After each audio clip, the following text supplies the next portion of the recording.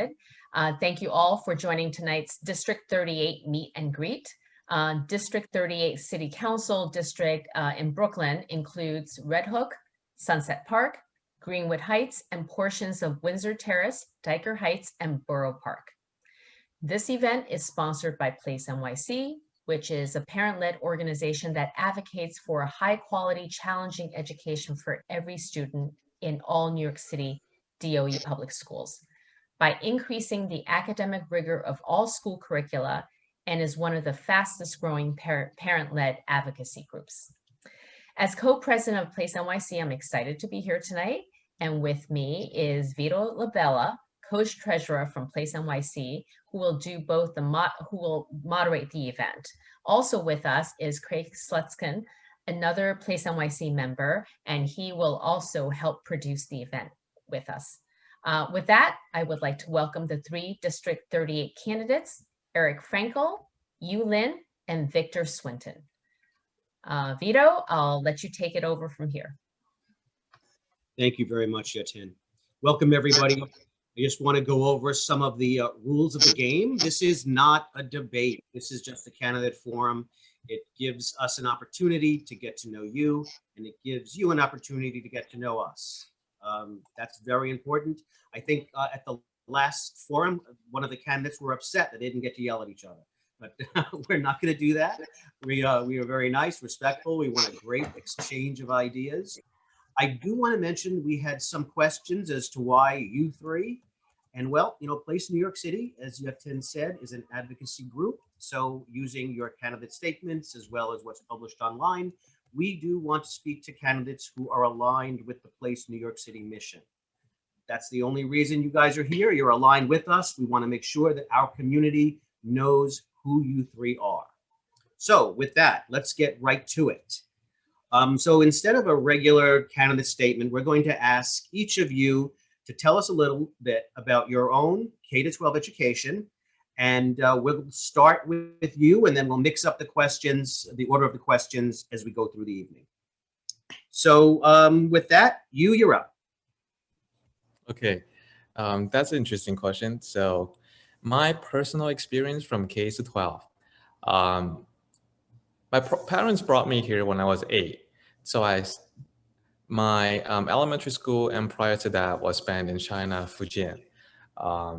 So in elementary school, well, they did bring me to kindergarten at that time. So they brought me to a public kindergarten in Fujian, and then they took me to my country home, where I studied my 1st and 2nd grade there. I think they do a pretty good job because up until now, I still know my Chinese. So they really did a good job teaching me the basic skills in Chinese and math. And then when I started here as a 3rd grader in PS 105, 59th Street in Fort Hampton Parkway, even though I couldn't keep up with the English class lessons, but in math class, I was doing fairly well, thanks to my prior foundation of mathematics back in China. And then I've been going through the public education here in the United States. And then I went to IS 259 as middle school, and then I went to FDR High School for high school education. And then I went to Brooklyn College, where I studied computer science and biology as dual major in my undergrad years. And then during that period, I also had I was also able to join a wonderful program where we could spend a couple of classes throughout different campuses in the CUNY system, including the Kingsborough campus, and also spent a couple of classes in Columbia University, where I met my dear wife, my dear love of my life. And then we met there. She was majoring in education and economics, and I was also interested in economics at the time. But then because we wanted to start a family and have kids, we can't afford to have both of us continue education. So after I finished my undergrad, I decided to go into the business sector, while my wife pursue her master's degrees in education and economics in Columbia University. So that's my education from K to, well, a little bit over 12. But thank you. That's okay. We'll give you a pass on that. Thank you so much, Yulin. Thank you. Victor, would you like to take it up? You're muted, Victor. How are we? I think we can hear you. Okay. K to 12, I spent my whole educational experience in the public school system. I started out at PS 140 on 59th Street, 60th Street, and 4th Avenue. I went there up to 5th grade. 6th grade, I went to PS 105, as you stated, for 6th grade. 7th and 9th, I went to Dyker Heights Junior High School in Bensonhurst, and I did my high school career at Fort Hamilton High School, where I also participated on the baseball team. So it was Fort Hamilton probably was the best time of my life dealing with that school and playing baseball for them. My son Dylan wants to be a pitcher. He's a sophomore. He's on the varsity team. I think they're at a game tonight, and so I have a fondness for baseball players in high school. Best of luck to him. Erik, you want to finish this off? Hey, how you doing? So I attended an elementary school at East Midwood in Brooklyn. And my father jokes and says he wanted to raise us in Brooklyn, but my mom wanted to move to a place with high property tax and people with no personality. So we went to Jersey. And like so many families, they left Brooklyn for their children's education and for their safety. So even though we kept a store in Brooklyn, he'd commute every day. But I did my high school in Westfield. I was part of a gifted program. And then I went to Adelphi University, graduated with a BA in philosophy. Then I moved to, I studied in China, Qingdao, at Ocean University, studied in Thailand at Chulalongkorn University. And I teach in Myanmar, Vietnam. I think education is very important. So that's me. Oh, that's you. Thank you, Erik. Well, that was painless. We got through that. We got through that first round. We're gonna do 5 or 6 questions, depending how we're doing on timing. And then we'll have a lightning round, and with any luck, we'll give you guys a minute or so to give a closing statement. So let's get right into the meat of it. Want to talk about school reopening. Assuming that we all want our kids in school full time with as normal an experience as possible, what could the mayor and the city council do better right now to ensure that come September that happens? And I think, Victor, you're up. Well, I think what they could do right now to make it happen is to make it happen. We have seen the rate of COVID has gone down significantly. So it's time to really try to get this city moving back normally. So I believe that we should go back to 5 days a week. I think the best way of learning is with the teacher in front of you. I have a niece and nephew here who they are on remote, and you always got to like stay on top of them to make sure they're engaging. So I think that in-person teaching is probably the best. I think the mayor and the council need to really focus on getting that going. And I think that will benefit the kids in the long run, educational wise, as well as getting the city moving back to normal. Great, thank you. Erik? Hey, yeah, I agree. I think the best thing to do is just open it up. I really feel like the government, Seinfeld said this, the government, they look at something, they say, wow, this is bad. How could we make it worse? And I just feel the best thing that they could do is open up. Actually, I have a 3-year-old, And his mother is stuck in Vietnam because of no flights and no visas. So basically, I'm taking care of him myself. And there's nothing I want more than to put him in school. As long as he's safe. But I don't see why he wouldn't be safe. Safe to send him back. We should send him back immediately. Great, thank you. Yulin? Hi. So I'm also a parent of 2 children, 4 and 1. So I've spoken to people of all walk of the life. And I remember when I went to Newbury Presbyterian Hospital to get myself vaccinated, I had a chance to talk to my doctor there for a couple minutes. And I asked him on this question as well, what's your opinion on reopening the school? And both of us agree that it is very important to have schools open because teaching is a very professional job that requires professionals to do it. Even though the doctor had like 3 degrees in college, he said he's not capable of teaching. Right now, the burden of teaching, a lot of it has been laying on the shoulder of parents, and that's too much.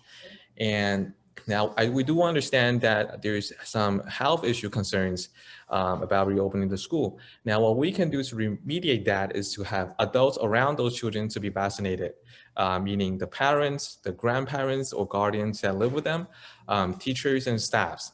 So we can provide a much safer place for children when reopening. And also speed up the vaccination process, do the test to see if it's safe on children. If it is, try to vaccinate those younger teenagers as well, the college students, teenagers, and eventually make it safer for everyone, every children to be vaccinated.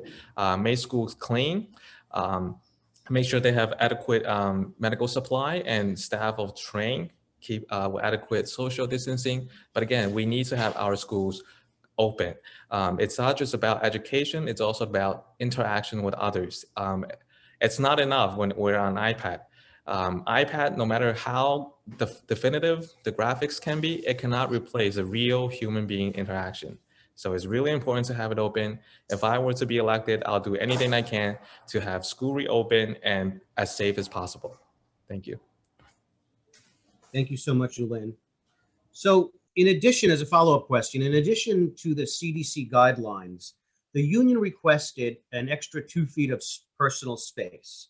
We're presently awaiting the guidelines. They're still 6 foot. We're hoping they go to 3 foot, but whatever those guidelines are going to be changed to in the near future, and whatever they will be in September, the question is, what are your thoughts if the unions were to request something similar in September?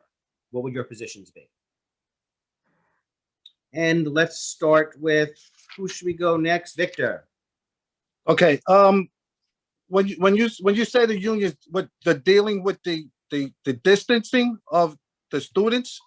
Is that what you're So in talking addition to, Victor, so in addition to whatever the social distance guidelines are, and Yatin, jump in if I don't get this correct. In addition to those guidelines, they also want like a 2 foot space, I believe, around the desk, or a 2 foot personal space area that they would need in addition to whatever else the CDC might say, either 3 foot or 6 foot. Well, listen, I think everybody should be brought to the table on this issue. I mean, we're talking about the health of our kids and our teachers and all that other stuff. But the CDC is the experts. So we got to be guided by the information they give us. Again, I think the health of the children is the utmost importance. But when you talk about adding more space, you're taking away classroom space. Now you got to add that space somewhere else, and you got to hope you have the resources for it. So and as you're learning as the day go on, they're taking some resources away from the school. So I think it has to be really closely monitored. If that is, again, I mean, I may be repeating myself, safety for the children, but I think we really have to be guided by not what the union says. We'll take their input, but CDC really has to take the lead on this whole pandemic that's going on. Great. Thank you so much, Victor. Erik? I just wish I had more faith in the CDC. it seems like they're winging it. One day in the beginning they said don't wear a mask, then they said wear a mask, and then they say it started in the market, and now they're saying it started in a lab. So I don't know what to believe. They say man with one eye is king in the realm of the blind. I just feel like we're being led by the blind. It's amazing. So we don't know. I don't know what they're doing at the CDC or what makes them qualified to make these decisions. I just hope there are people smarter than me doing this, but their past performance has proven otherwise. So I just hope we can get back to things as normal. What's weird is, like I said, I was in Vietnam when it was locked down, so they share like pretty much an open border. So it's just strange that Vietnam really wasn't affected. They shared a border. So it's like your neighbor's house is on fire. You're okay, but the house across the Atlantic burns down. It's weird. I can't justify it intellectually, but I won't try. I just hope people much smarter than me are working on this. Thank you, Erik. Yulin? Given the benefit of doubt, I would assume that the teachers union have done some adequate research or have some facts behind those statements. And again, I do agree that CDC is more political nowadays than scientific and medical. A lot of their agendas and statements seem to be based on political atmosphere. And so in that case, we feel like we really had to try to get as much of medical and scientific data in our hands as possible. Now, with assuming that teachers unions might have some ideas on this issue, that's something that I would be interested to give it a try, to reduce the social distancing in classrooms, because when they're in classroom, they're not running around, they're seated in a station. So that case, and while wearing masks, I think I'm not that worried if the social distancing is reduced to 3 feet in a classroom when they're not running around. Now, in a physical education class, that will be different. When people are moving around and doing activities, that will be trickier. For those environments, I would still recommend to keep the 6 feet distancing for physical education classes. But in a station classroom, I think 2 to 3 is something that we can try while putting the mask on, of course. Yeah. And when they're in and out, make sure they're sanitized. Their room temperature, their temperatures are normal. They're not sneezing or coughing. And if everybody's checked, I think 2 to 3 feet is reasonable. Yeah. Okay. Thank you all. So moving on. So toward the end of last year, we were expecting, horrendous budget cuts to the federal government's contribution to New York City, all cities, but that didn't happen. In fact, now we have some federal largesse. We have a ton of money coming into the Department of Education. It's a 2-part question. We'll do the first one. In your opinion, what would be your top 3 priorities for those funds? Victor, go ahead. My first one would definitely be getting the necessary resources for the kids to achieve the best education they can get out of there. What do I mean? Get the best teachers, the materials they need in school. You hear teachers going into their pockets to get things for kids in school. So that would be probably my first. My second, and maybe it's even part of my first, is to ensure that we have enough counselors, nurses, and anybody else that could help students, especially in these times where this pandemic has definitely affected a lot of individuals. And I tell you the truth, if we could get some more schools built, that would help also. But definitely get the resources to the kids, give them what they need so they can move forward. Get some more counselors, some more nurses, some healthcare workers in there, mental health care workers in there, and building some more schools if we can in the district. Great, thank you so much. Erik? Yeah, I agree. We should definitely build more schools. And especially in our district, we have so much land from 3rd Avenue, the industrial area of Sunset Park. It would be great if we could build schools, technology, good teachers, and especially if we could find a way to work with the universities, it'd be wonderful. I guess we have over 1 million students who come here internationally to study at our universities. I'm sure we know the answer of how many people come to Sunset Park or Red Hook to join our school, to enter our schools, study here. So I think if we do a better job building up our schools, it would also create more revenue for our community, and we wouldn't be dependent as much on the federal government. So I'd like to see more schools, more technology, and better teachers. Okay, great. Thank you, Erik. You? First of all, I would like to increase, to invest in education and health and sanitation. We need to have a student body or future citizens that are more aware of health issues and how to be healthy, how to be sanitized, create a healthy environment. So these education, it's never too early to start. So I think even in elementary schools, students need to be aware of our environment. They need to be taught, how to keep things recycled, how to abide by those rules, and then simple big rules on how to stay healthy, to be aware of the nutritions. Those things are very important throughout. It's very important to build a healthy habit while they're little and keep it on, from elementary all the way to their let's say when they reach to 18, when they're able to be independent, so the parents can be more relaxed. They know they're in good hands. They're well equipped for the new society. And also to add on classes on more cultural background. How do you respect people of different cultural backgrounds?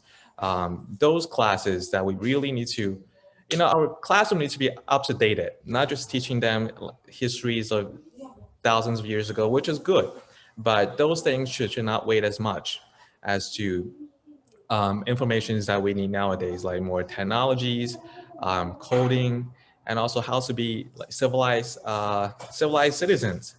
Those things like civil education, social education. I would like to see more investment in those classes, and also to expand the GNT program. And by expanding, I mean both horizontally and vertically. By horizontally, just simply expand the resource, hire more teachers, open up more classes, and even more schools if necessary for GNT programs. And vertically, you need to prepare those students, let's say for special ed high school, not just when they are, when they're in like their, in their junior, senior years, when they're about to take the test, but back, further, when they're little, so there's more time to prepare. Make sure every kid were given the equal opportunity to be equipped, to be educated, to be prepared for those specialized, specialized high school or gifted and talented program in general. So expanding it in both directions, horizontally and vertically. These are the things that I would want to see BOE spending their funds. Thank you so much, you. You jumped ahead. We're going to have some questions on that topic a little bit later, but you had to ruin my batting order. The same batting order of questions. Part two to that is that we know that this funding is ephemeral, right? It's going to dry up. And how do you think the city should cover the shortage of funds when that happens?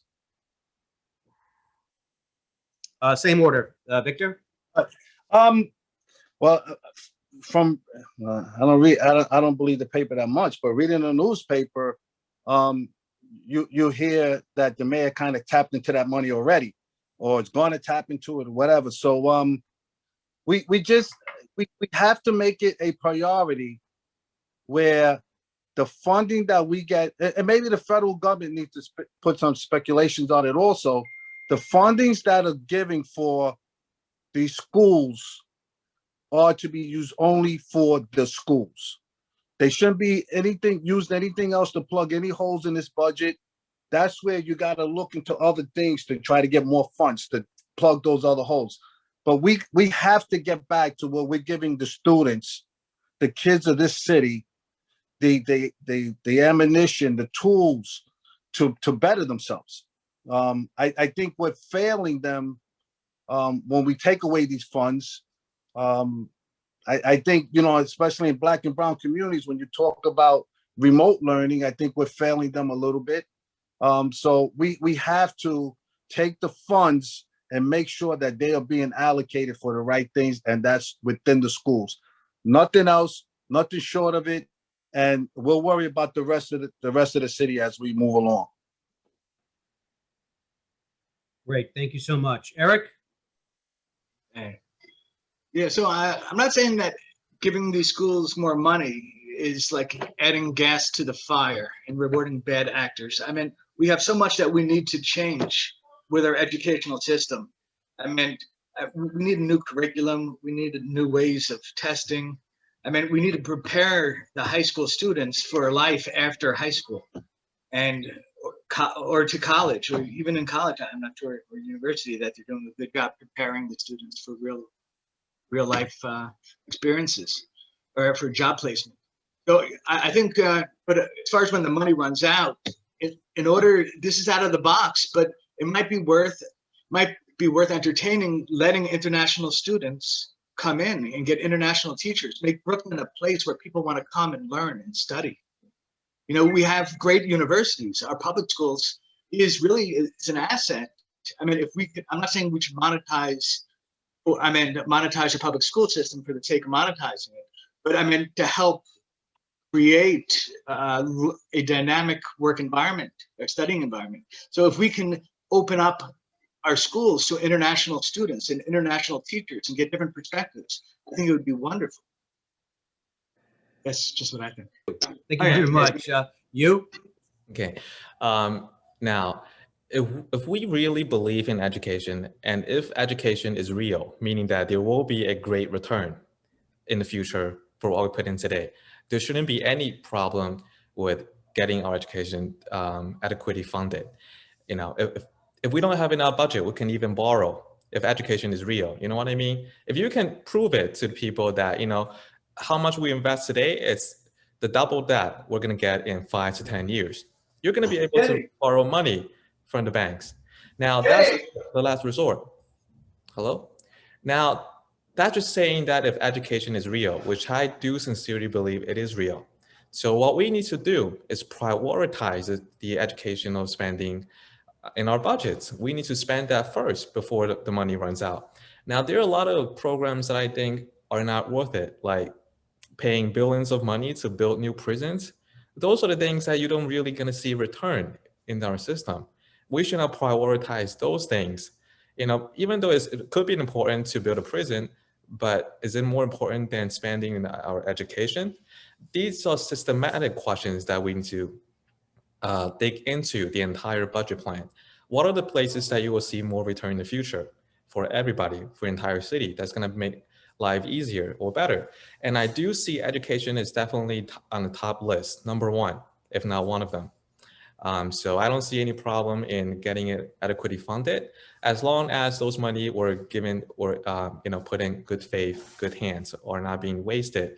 As much as the education needs, that's how much we need to put in, no question asked. It's not how much, but how important it is. And I do see there's a great potential to return in the future. Okay, great, thank you. So you touched upon this briefly. We'd like to go to gifted and talented education now. It's very important to our community members. Place New York City was founded on this and other topics, basically. So we really want to know what your thoughts are on how the gifted and talented classes are populated, how the admissions are done, whether we want objective or subjective measures, as well as ways to increase diversity within these programs, including whether you believe these programs should be expanded. Erik, you're up first this time. Yeah. I think it's important to be able to calculate how well somebody learns. You know, I'm for gifted programs. You know, I wish everyone could be in gifted programs. I was fortunate enough to be in one. I mean, despite having dyslexia, but I still, you know, I still worked hard, and I was able to get placed. I think it's important to make people want to do better and where they can see the rewards of their hard work. And it might not be for everyone, especially one of the big problems is in my district, English is a second language. And we have there's a great book by Dean Anion called Ghetto Schooling. I recommend it to everyone. It's definitely worth reading. It talks about just the problems in poor, economically depressed areas. So it's tough. It's tough. But I think if people are willing, if you want to teach your children to how to take tests, that's your priority. You should be able to do that. And if you don't want to try to enroll your children into these programs because of stress or because maybe they're not good test takers, I respect that as well. So I think you should have the option of doing it or not doing it, depending on the Great, Erik. families. Great. You have to Thank remember so much. choices are good. Yes, You got it. yes, absolutely. Thank you. You? Yeah. I think gifted and talented program admissions should be based on objective measures instead of lottery based. It should be, and I do agree that those objective measures can be broadened into different kinds of merits instead of one single test. But again, it has to be done in a fair way. If those children have worked so hard for so many years, they should be able to go to their ideal school and get perfected to be more competitive in the real world. I mean, the real world is very competitive. It's very stressful. I don't see that education should not be stressful, certainly, because this world is stressful. It is very competitive. I mean, look at our Ivy League admissions. We've been admitting a lot of international students into our system. Why? Because the students that are being educated here in the United States cannot make up those numbers. We're just, as a country, we have a lot of great universities, but for somehow our students cannot go in because the education has failed us in so many ways that we have to hire students from outside of the United States, from Europe, and from Asia. And sometimes I even ask those politicians, like, do you rather Asians from Asia to come into our Ivy Leagues or Asian Americans? Which one would you prefer? If you don't allow Asian Americans to go into university, you're going to have international Asians from Asia coming to our international city. Which one would you prefer? The Asian American or pure Asians, And again, I don't see any problem in having Asian American going to those gifted and talented programs. I don't see that as zero-sum game that you're taking away the seating from other races. I don't see that. I see that as an issue that it's not being adequately funded. As many that can get in, those people should be able to get in. That's what I think. It's not about how many Asians get in, how many Hispanic get in. We hope that all children can get in, so our university can be filled with American grown children grown up here from America. I want our children to be competitive on an international level. I mean, you can protect them in our public educational system by lowering the test standards, but once you go out, it's a beast. Nobody's going to protect you anymore. There is no controlled environment. It's all natural selection. So we should, prepare them for that, for that competition, international competition. It's going to get more fierce in the future. I don't see it's going to get less competitive. I don't see why we should be lowering our educational standards. So Great. Thank you, Lou. Victor, I'm sorry. I believe that when it comes to the gifted and talent program, it should be expanded to every school. And it should be kept the way it is.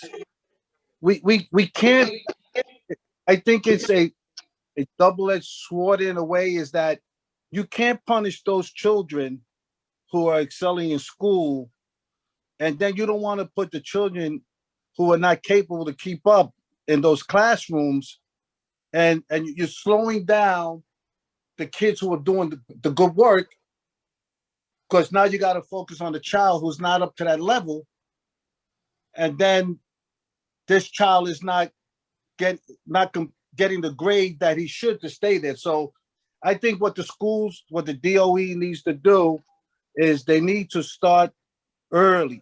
I mean, and I'm going to use, and I hope I don't get sued, I'm going to use Ray McGuire's words. From K to 3,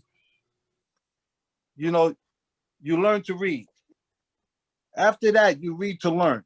So we have to prepare these children to take these tests. And the children who are in these gifted and talented programs, we shouldn't penalize, because they're getting penalized. And that's exactly what's happening. They're getting penalized for politics. Yeah, everybody wants diversity. I think that's a beautiful thing. But if you're not capable of performing at that level, then let's give them the resources to get there. And when they get there, and then they could join the group. Great, thank you, Victor. Thank you. As a follow-up, right now, the system is made up of distinct G&T classrooms. There are other ways of doing G&T. Would like to know if you have thoughts about if you would like to keep it as distinct, or if you are thinking of doing something different, and what might that be? So we're going to do the same order, and let me give you a little cheat sheet. Another way to do it might be to do pullouts. That's often the choice that's made, right? So we do either distinct kids, they move as a block, or we have the different heterogeneous groups, and then they're pulled out to different enrichment programs. Those are the basic two choices that people often talk about when they talk about these two options. So the same batting order. Erik, go ahead. I think it should be moved maybe to a different building. To have it within the school is maybe within the same school is not dangerous, but since there's a fine line between envy and admiration, and I worry by creating this segregation, you could say, of learning, people, not their ability, but the way they learn is dangerous. So I think it's better to have separate schools for people who can test, better. And from kindergarten on? Okay, no, that's for older. Elementary school too? Yes. Yeah. So if they want to take a test, like I said, it's their prerogative. But I don't know if I would do that to my son, or Okay. We'll just have to see what happens. You? I believe every child is gifted and talented in a unique way, and everyone is bestowed with different talents. And certain talents should be given should be given a separate space to develop that talent. For instance, when I was in elementary school, on 4th grade, there happens to be a day, and then we were all brought into auditorium to listen to some sounds. And then you were supposed to bubble in, like given choice, which one's higher tone, without even telling you what it means to have a higher tone. You just take the test without even knowing that you're taking the test. And at the end of the class, about 3 of us were chosen to join the band because somehow we passed the test. And I was lucky to be one of them. Now, those classes I think are great, and again, others are not this encouraged, but for us, it was really a great time, to be taught a new skill, to be able to play instrument and band. I think those programs are great. What we should need to do is expand it, not just for band, but also for dance class, for sports, for art class. Just have everybody try it out, see what kids are good at. We need to have more measures in that. And in order to have those classes, we need to have teachers who are specialized in those areas. So that's what we need to have, specialized teachers. We need to have teachers who can teach general subjects like elementary math, science, English, etc.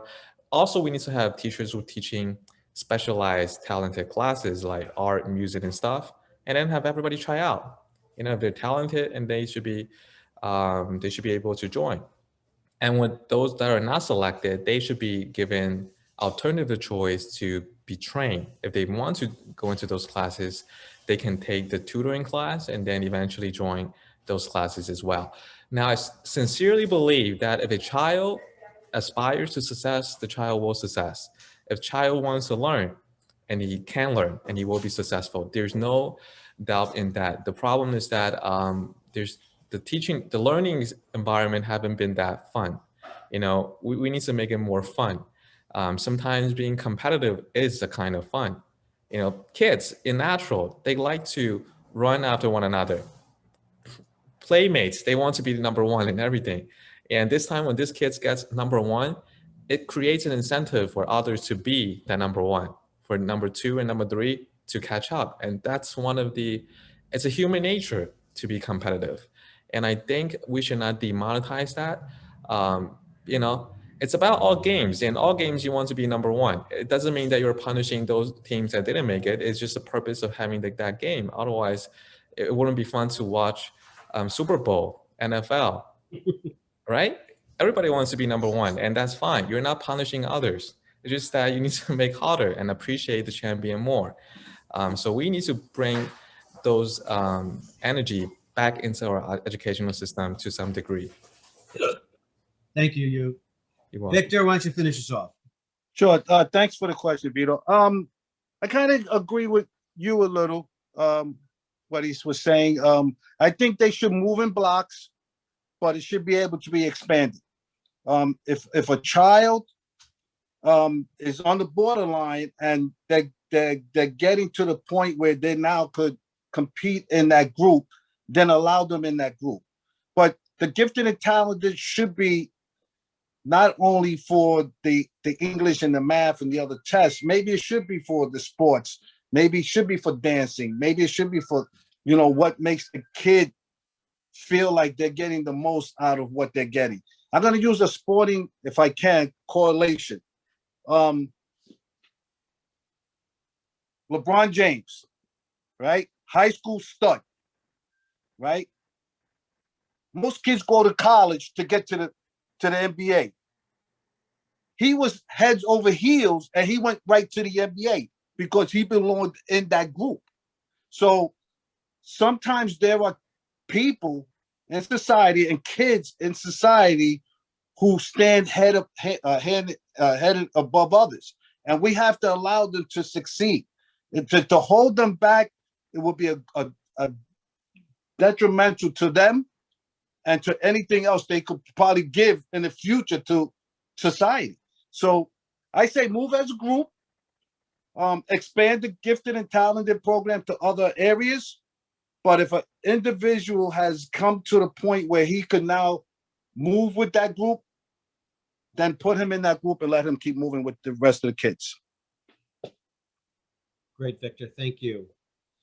Okay, so our next question is both very timely and very disturbing. Admissions. Admissions for middle and high school has been a very contentious issue for a couple of years now. With COVID, it's become even more so. It's been exacerbated because the state tests were canceled, grades were rendered meaningless. There were no number grades, there were no letter grades. It was really it was very stressful because there were no metrics with which to populate any schools. So in response to that, middle and high schools have instituted some form of lottery with economic set-asides in some cases. This is increased diversity, but many children who previously had very high grade point averages were not offered any of their choices. They were left out in the cold. Sometimes they had 12 choices on there and they didn't get anything. Do you all think that this is acceptable? Do you think it's an acceptable solution to address the diversity problem? And Victor, we'll start with you. Absolutely not. Absolutely. And thank you for the question. Listen, again, diversity is a beautiful word, especially for kids. You get to understand and learn about different cultures, and it's beautiful. You know, I was just talking to a friend of mine whose daughter is a good dancer. I think it's middle school. And she was trying to get into a certain school that dealt with dancing. And due to diversity, and she's a white woman, due to diversity, her daughter was not allowed to go to the school in her district. They shipped it out to another school that had nothing to do with dancing. And they put someone in a seat that she could have had that don't even dance. So I think the city, listen, again, if their idea of diversity, it's a good thing, but they really have to have it where it's not affecting the child. You can't put children in schools just because you want to have a certain percentage of African Americans, Spanish, Asians, whatever it is. And now you might have a kid who's traveling an hour away from school when the school's right up the block from their house.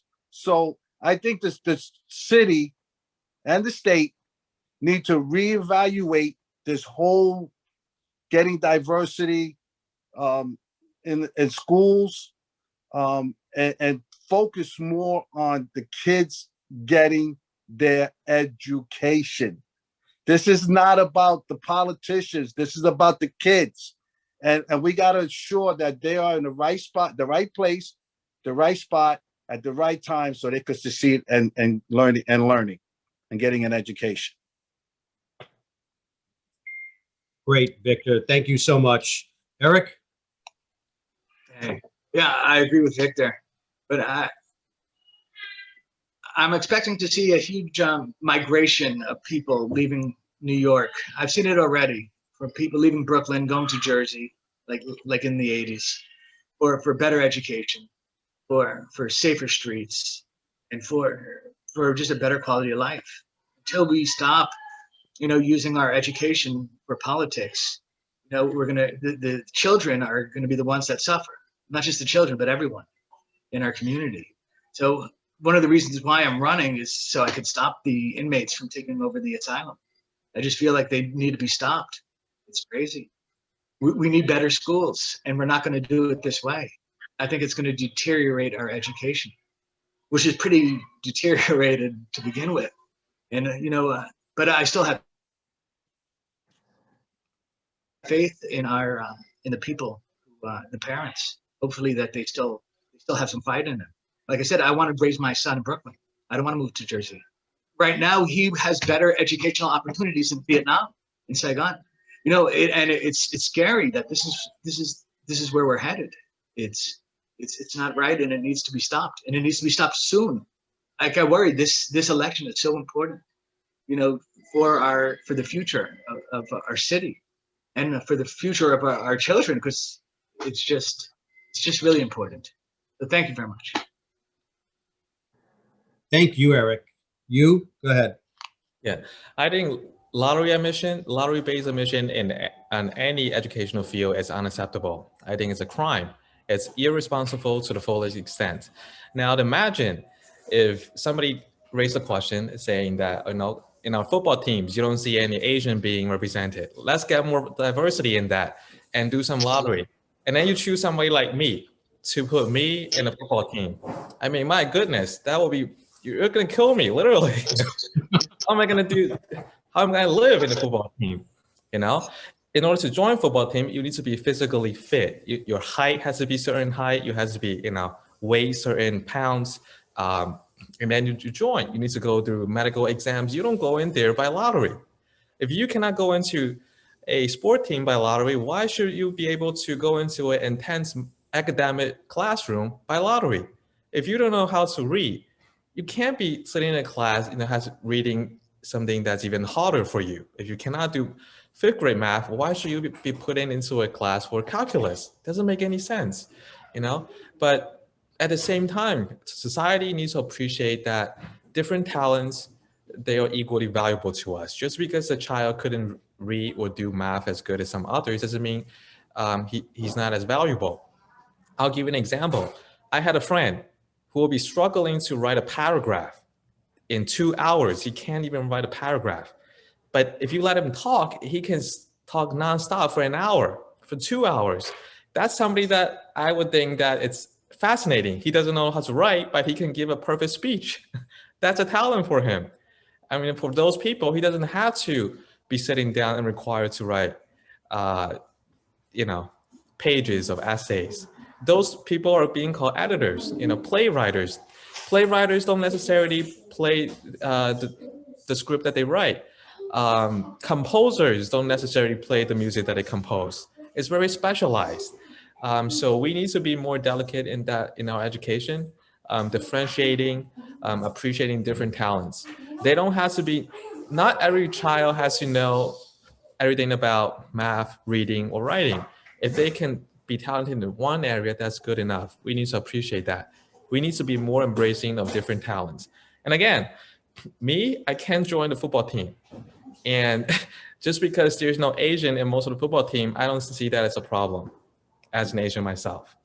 If an Asian is bulky enough, he's tall, he's strong, and he wants to go in the football team, he passed the exam, great. If not, if you can't make it, you can't make it.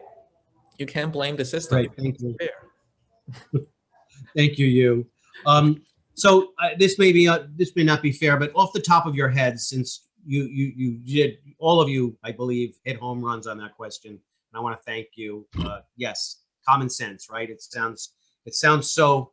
I think we have a saying in the police department: common sense ain't all that common, and you guys all have it. So I want to thank you all. I'm going to come off script there for a little bit, and thank you all for that. Do you have any ideas, any thoughts about how we could improve the admissions for middle and high schools? What are your thoughts? Victor, go ahead.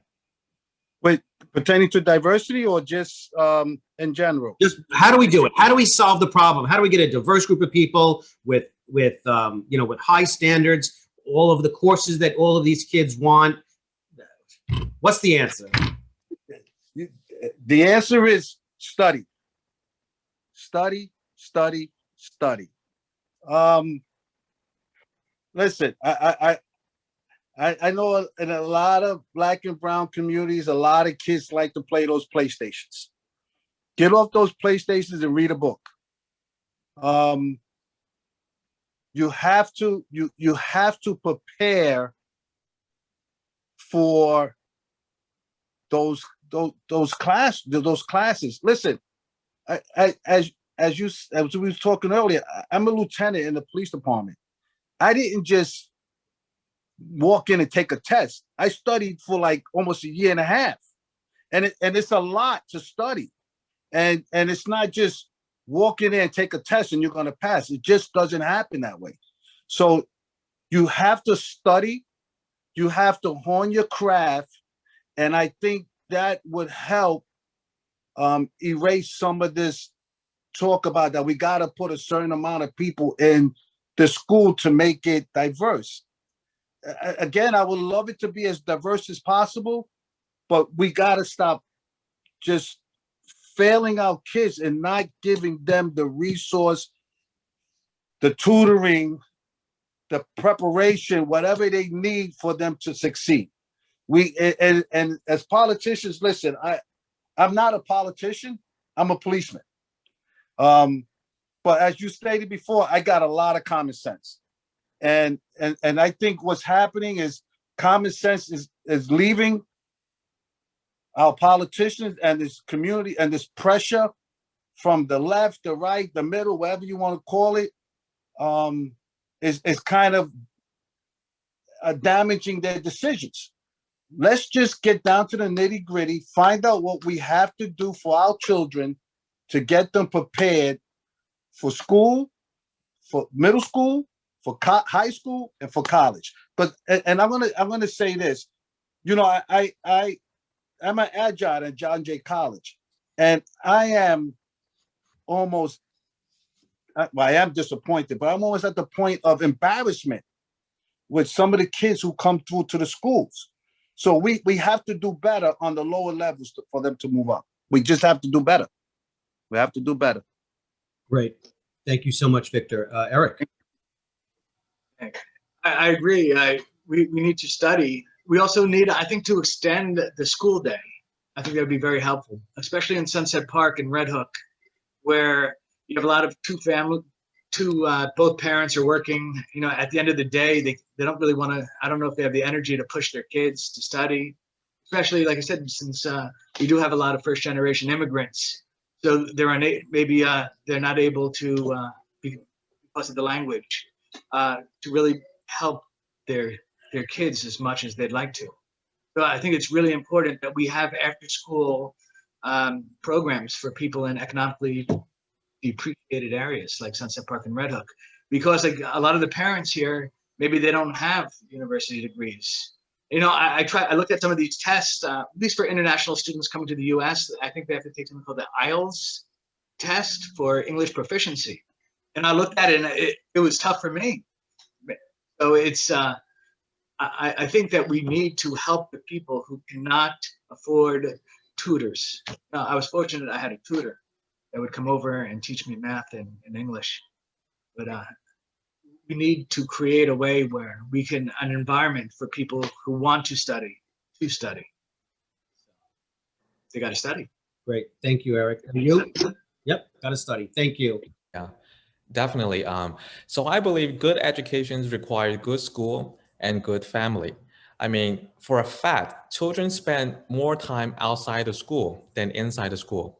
So it really matters what they do when they go home, what they do in their homes, what the families do, if the parents play their role right. And again, I think a lot of parents are just not educated enough to be good parents. And by that, in long term, I think we need to have programs offered to parents once they have the baby born in the hospital, or since they're the pregnancy, they should be able to access to public resources as to how to be good parents, how to prepare them for kindergarten, for first grades. What should you be? How do you cooperate with teachers to prepare them? Make sure they do their homework, make sure you keep them out of trouble, make sure that they're looked after. Parenting education, I think, is also important. In some cultures, like I know mine, that it just comes with our tradition. You know, you're expected to be certain kind of parents. You see that everywhere, a certain way. But I realize it's not in every culture that it doesn't come natural how to be a parent, not in every culture. So I think those resources are also invaluable. We should be offering that to every people, to every ethnicity. So the parents know how to, keep their children's right, not just physically, but also intellectually prepared for those classes, for admissions. And I said, education is more than just education alone. It's not just about schools. It's a whole systematic thing. I mean, right now we're giving unemployed people money for free, like $300 per week. We could have used that in a more smarter way, as of offering them something to do, like tutor children. We'll give you that same amount of money, but do some work for the people, give the parents some money for tutoring their kids, for looking after their kids, for spending quality time with their kids. That's something we can do. You can't say that we don't have money while paying people for doing nothing. We have the money. We just have to spend the money wisely. It's a lot of, what do you pay that much for unemployment? It's a huge waste in human labor and human resource. Those are things that we can harness into our educational system. And we can do that. Thank you. We can harness the power. There's a lot we can do. Thank you. Okay, so this is like the topic of the evening. This is the raison d'etre. I don't know if I pronounced that correctly, for place New York City, the SHSAT. Little background, most of you probably understand that the SHSAT refers to a test that's given to 8th graders for entrance as the sole criteria in 8 high schools across the city. Schools like Bronx Science, like Stuyvesant, like Brooklyn Tech, and 5 others. There's a debate about whether the SHSAT should remain as the sole criteria for admissions to these high schools, or if we should do something else, maybe something else altogether, or something else in addition to the SHSAT. So the question is, after that intro, is, do you support keeping the Hecht-Calandra law as it is, or repealing or amending it in some way, and what would that way be? Thank you very much. Erik, you're up first. Yeah. Hey, yes, I'm for, I guess recently the governor had reversed the law. You know, it's, of course, it would be great. I guess it depends on who the mayor is or who the community leaders are to be in control of the curriculum or the administration process. But I think, yes, right now it's kind of like the better of the two evils. I don't know any better way than to allow that examination. So I would say we should bring it back and allow it. Yeah, thank Unless you. there's So a Erik, better- just unless to be there's a clear, better way to do it. yeah, so it hasn't been repealed. It's still in place. I understand your confusion because there's always a push. There's always a bill in the assembly or in conference to try to get this thing repealed. It happens every year. So it has not happened yet. And so that's why we want to get your answers on that, on this question. You? Hi. I'm for keeping it for now, but also I'm open to adding amendments to it, meaning that for children that didn't pass the admission test, SH, SAT, but if we see a hint that the child can also improve and eventually get into the program and succeed, we should be graceful to have the child come in. So meaning that we should have given them more chances. I mean, the child passed the test, that's great, take them. But if the child didn't pass it, they should be given some alternative graceful measures that if the children, can still work hard, given them a second try or even a third chance. So in order to do that, we need to have it more funded. We need to have more funding into the program so the classroom is broadened. We have more teachers and more measures to take more students in. So still keep it, but also some graceful alternative for more children to get in. So do you mean alternative schools? Because you can't have both ways, right? So No. if you change it, then Right. it's going to be changed for all of these schools, and then we don't know what's going to happen to take its place. Do you mean other schools and have alternate measures for those new schools or for these 8 schools? Just to be clear. For all, meaning that if, let's say I'll give you 2 chances. First chance is a test. If you pass the test, you're in. Now, if you didn't pass it and you think you want a second try, we can give you an alternative measure, like averaging your grades, give you you can take the test another time, those things, I'm open to creative ideas. So, but the bottom line is being graceful to give them more a different, so more chance as being like it's death, alive or death. If you pass the test, you pass. If you fail, you fail. So maybe you can give them a chance to retake it, give them a second or even third chance. So students can retake it in 9th grade, I believe, for admission in 10th grade.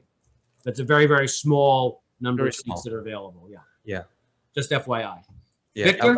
It's very low. Leave it as is.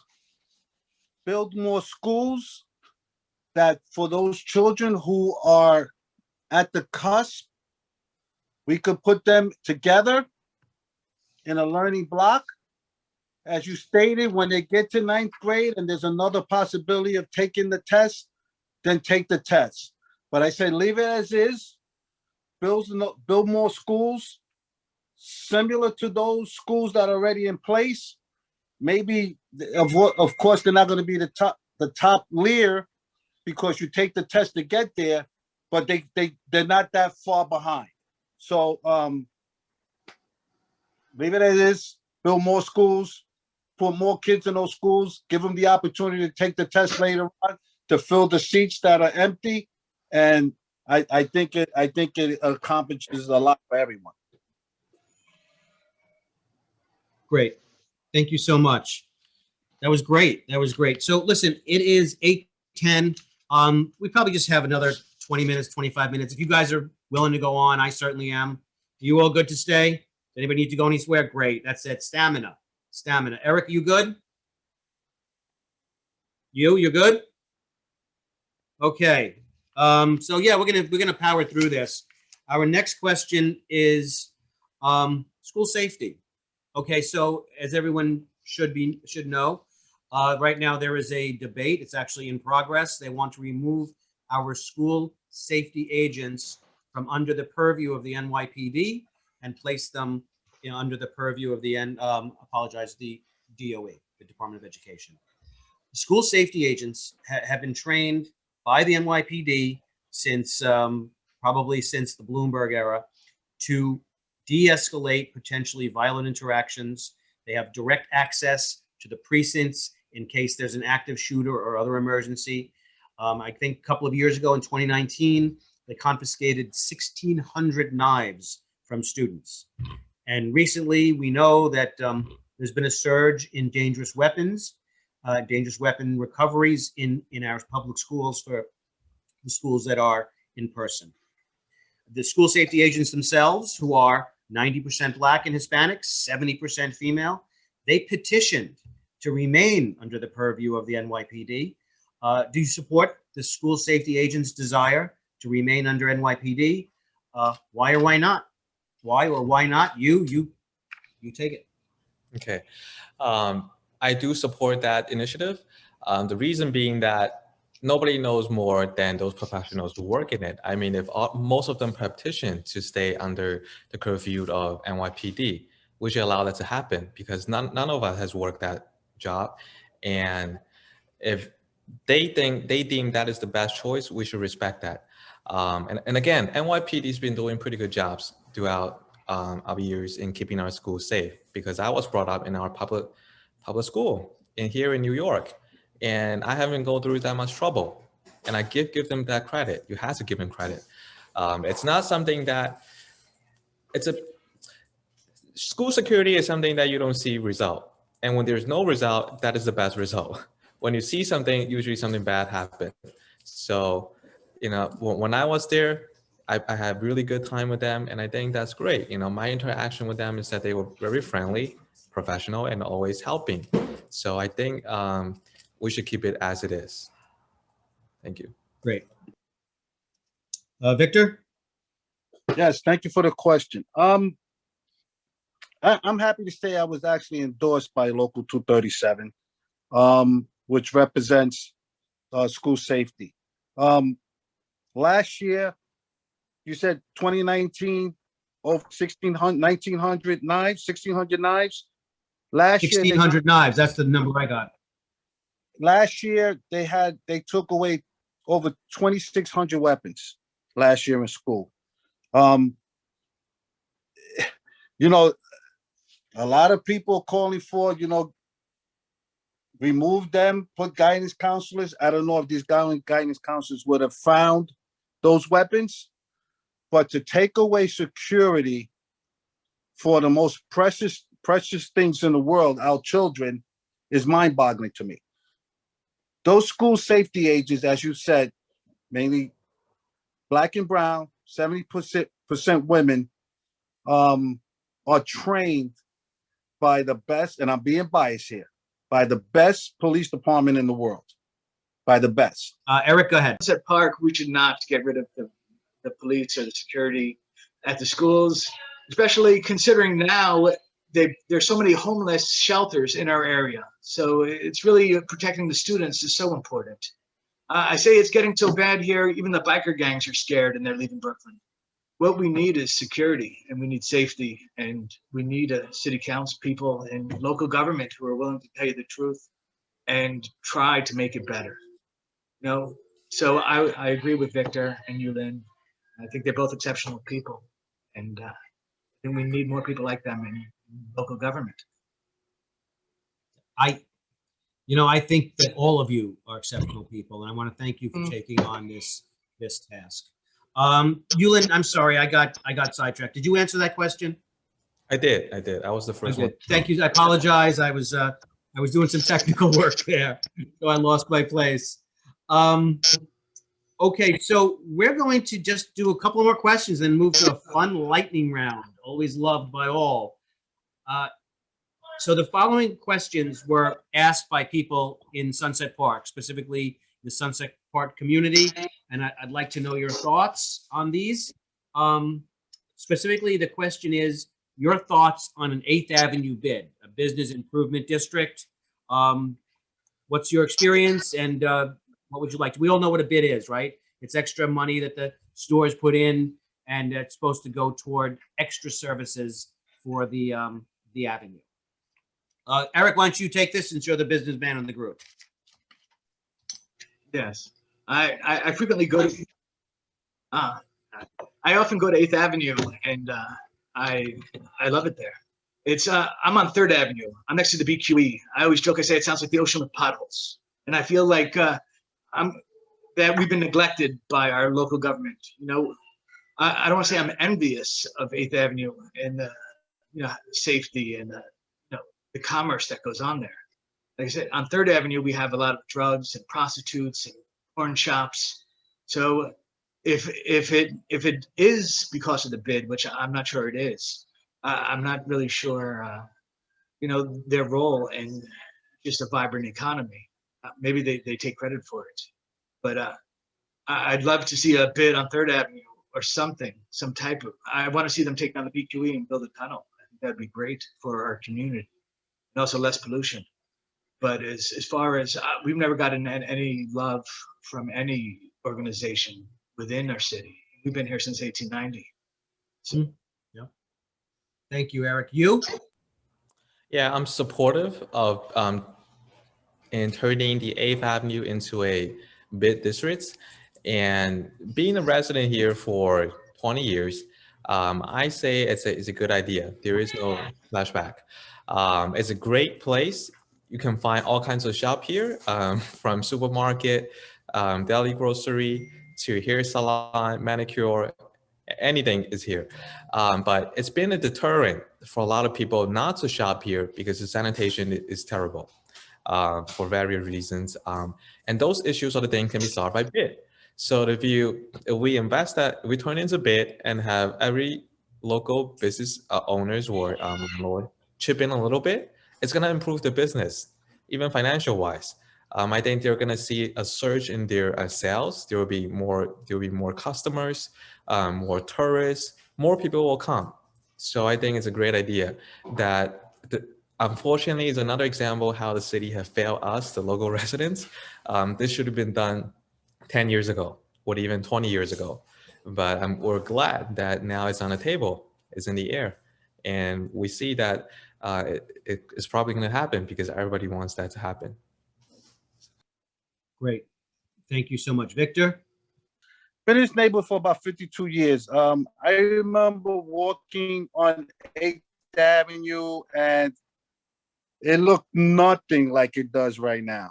8th Avenue is booming. To have a bid in place, just to kind of steer or guide or meet among each other as business men and women, I think it's a great idea.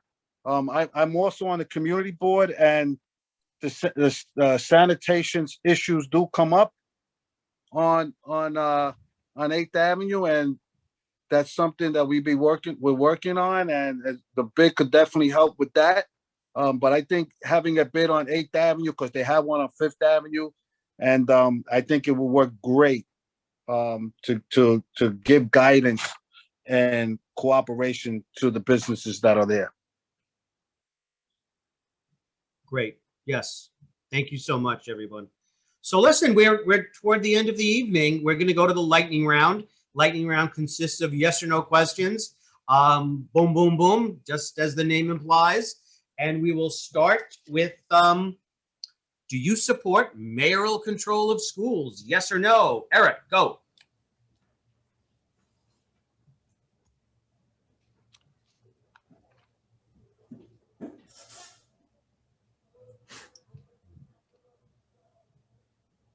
Not under this mayor, but if we have a good mayor, absolutely.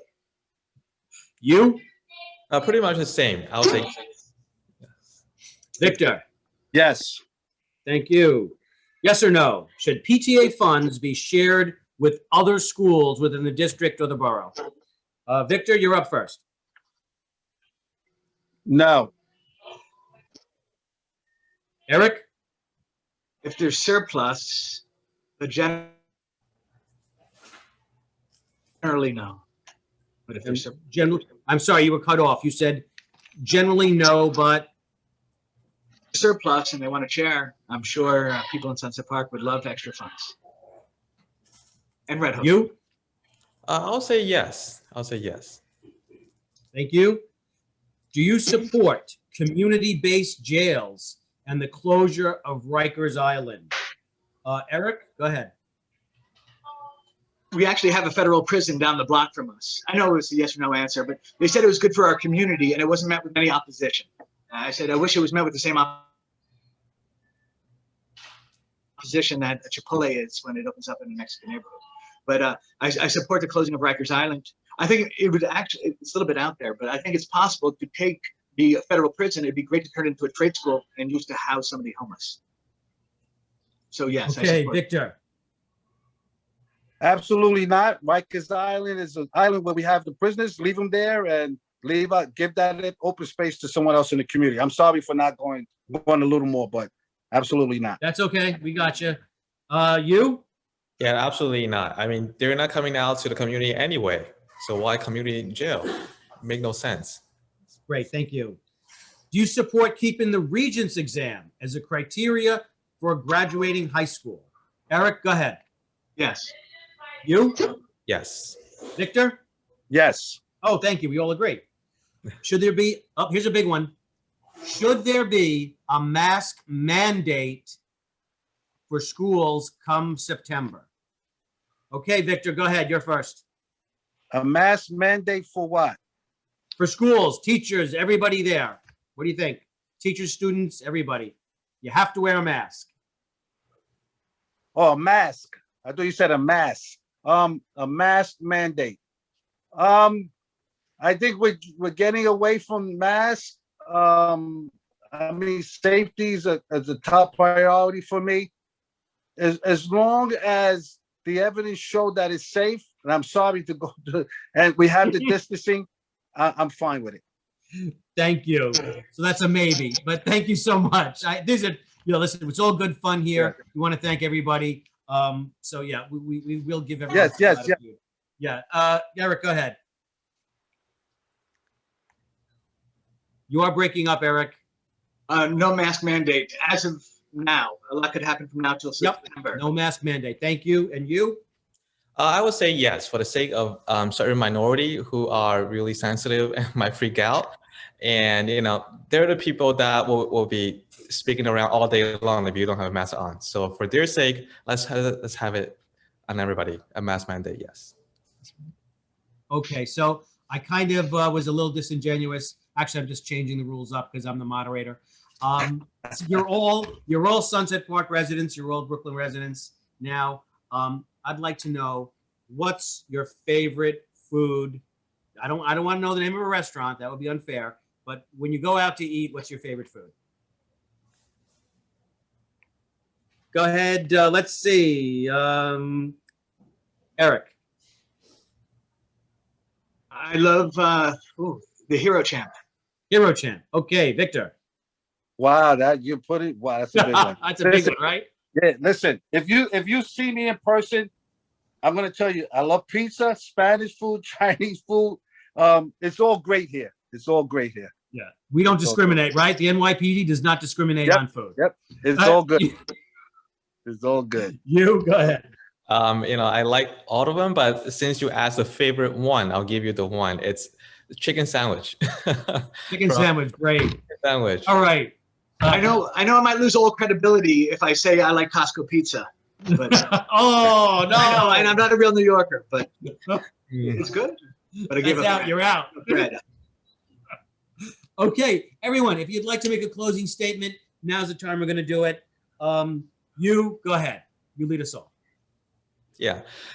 So the reason why I'm running, because I'm a local resident. I've been disappointed in the city government for a long time. And I feel like this is the time that we need to do something. We can't just sit back and blame about it and not do anything about it.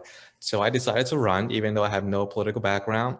But as a longtime resident here, I can say that I know the community fairly well. And I live here as a child, as an adult.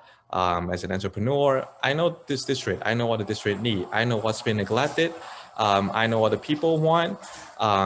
I can't say it for other districts, but certainly for Sunset Park, District 38, I know a lot. I know how to make it better because I want to make my home better. My home's here, and so is your home, or the voters' home here.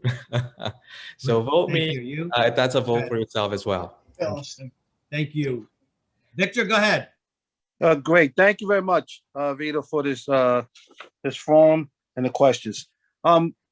My name is Victor Swinton. I decided to run for city council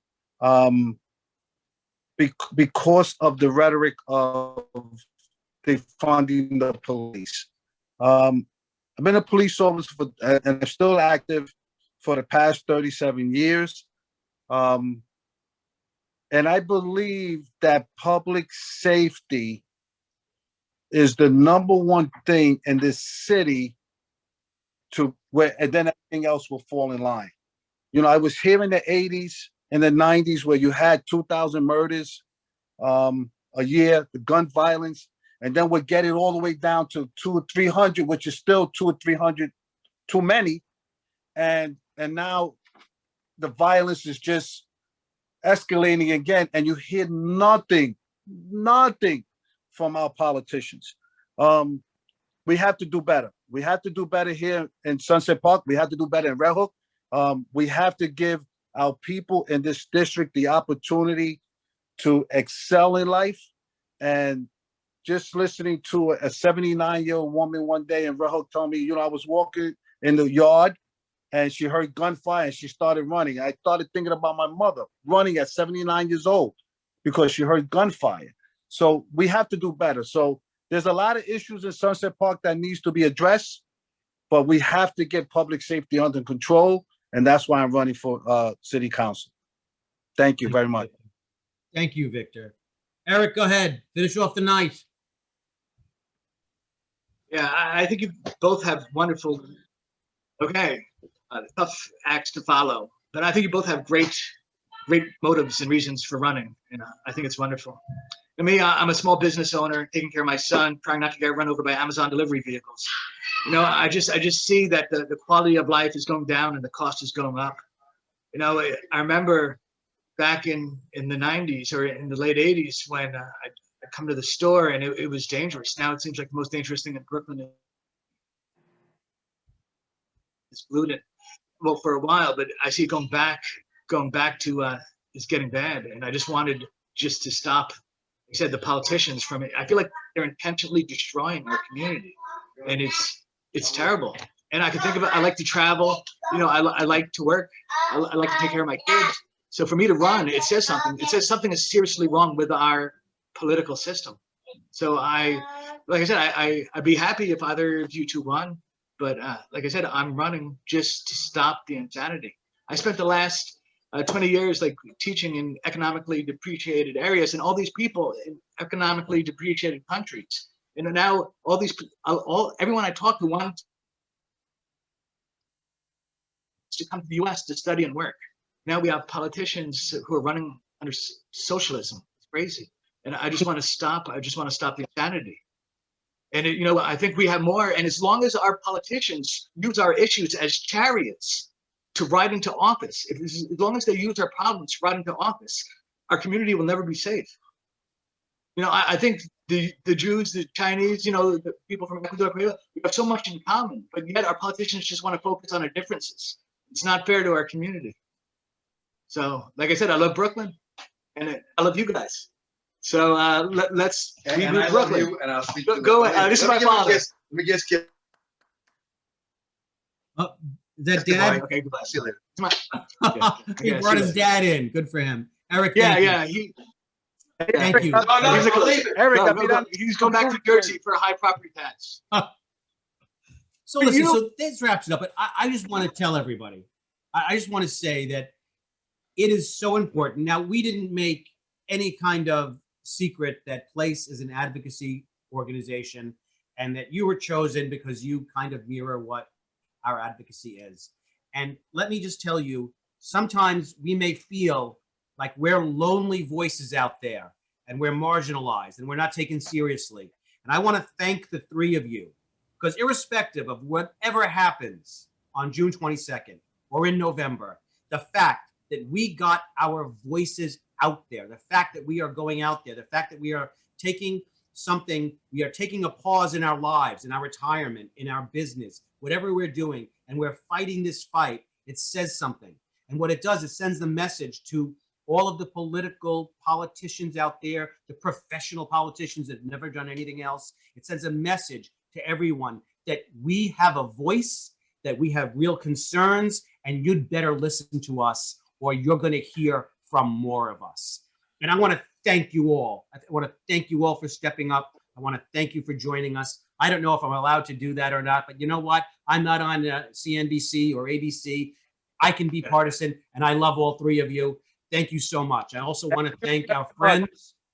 I want to thank our friends at Place New York City, the people who put this together with me, which is Jean Han, Yatan Chu, Lucas Liu. I want to thank my behind-the-scenes friend back there, Craig Slutskin. He was back there, and he was waiting to jump in case my internet failed, and he helped me produce.